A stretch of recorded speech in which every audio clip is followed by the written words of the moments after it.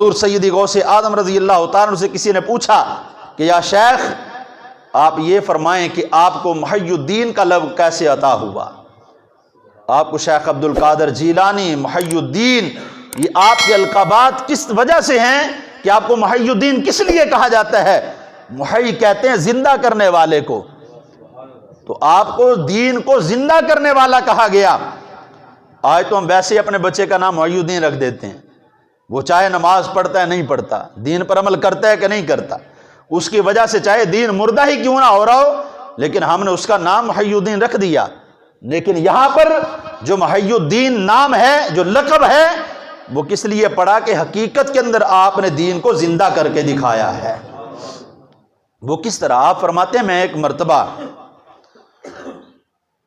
اپنے مکاشفے کو بیان کرتے ہیں کہ اسی طرح دن کے وقت میں سیر و سیاحت کرتا ہوا بغداد سے باہر چلا گیا۔ جب میں بغداد میں واپس آیا تو کیا دیکھتا ہوں کہ راستے میں بغداد سے باہر نکلا، پھر واپس آ رہے تھے تو راستے میں نے کیا دیکھا کہ ایک بیمار، زندگی سے لاچار شخص پڑا ہوا ہے، جو بالکل خستہ حال ہے، جس کے بال بکھرے ہوئے ہیں، کپڑے پراگندہ ہیں، اور اس کے بال جو ہیں وہ مٹی کے ساتھ ہٹے ہوئے ہیں۔ اس کے جسم کے اندر نکاہت اتنی ہے، کمزوری اتنی ہے کہ وہ خود بخود اٹھ بھی نہیں سکتا، اٹھنے کی کوشش کرتا ہے لیکن پھر بھی نہیں اٹھا جاتا۔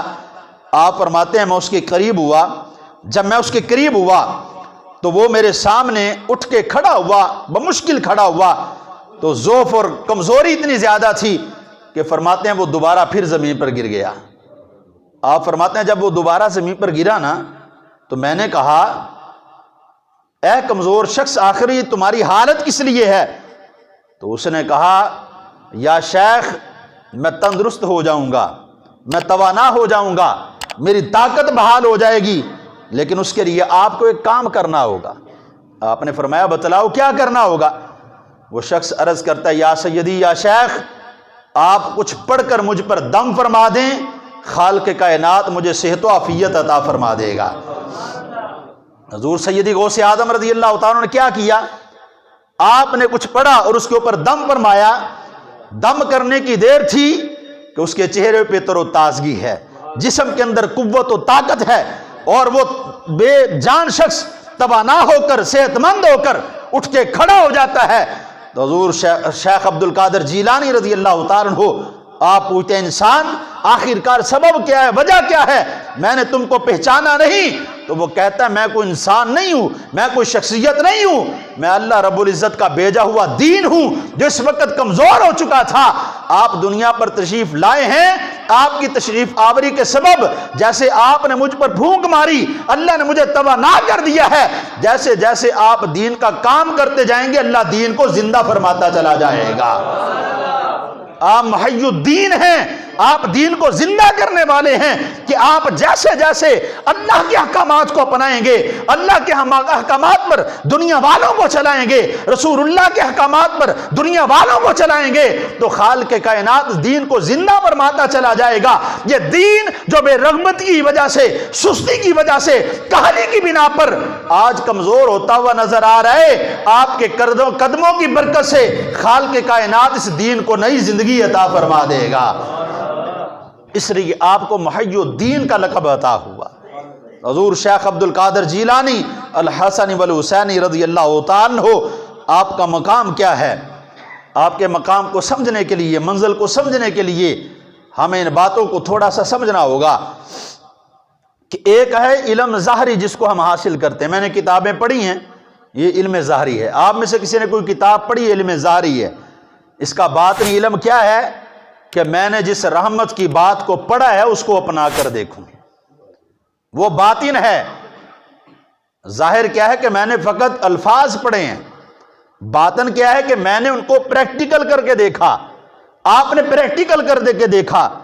مثال کے طور پر حضور نبی اکرم صلی اللہ علیہ وسلم نے فرمایا کہ جو کوئی تم میں سے میری ایک سنت کو زندہ کرے گا اللہ تعالیٰ اس کو 100 شہیدوں کا ثواب عطا فرمائے گا۔ یہ حدیث پاک ہے نا، سن رکھی ہے نا سب نے۔ تو آقا علیہ السلام نے جب یہ فرمایا تو کوئی بندہ اسی حدیث پر عمل پیرا ہو جائے اور آقا علیہ الصلوۃ والسلام کی ہر سنت کو زندہ کرنے لگے، پھر دیکھے خالق کائنات اس کو کیسی زندگی عطا فرماتا ہے۔ جو سنتوں کو زندہ کرتا ہے، جو سنت کو اپناتا ہے، پھر وہ دیکھے اس پر اللہ کی کس طرح رحمتوں کا نزول ہوتا ہے۔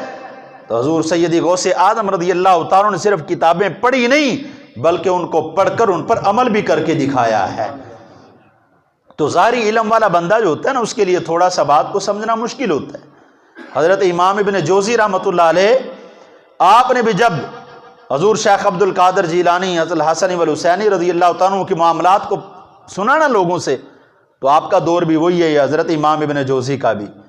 تو آپ ان کی کرامات کا انکار کرتے، ان کے معاملات کا انکار کرتے، کہتے نہیں ایسا نہیں ہو سکتا، ایسا بھی نہیں ہو سکتا، ایسا بھی نہیں ہو سکتا۔ حتیٰ کہ حضور غوث اعظم رضی اللہ تعالیٰ عنہ کی مخالفت برسر ممبر کرنا، ممبر پر بیٹھ کر کرنا۔ ایک وقت وہ آیا کہ اللہ رب العزت نے آپ پر اس علم کا ظہور فرمایا جو آپ فقط پڑھا کرتے تھے۔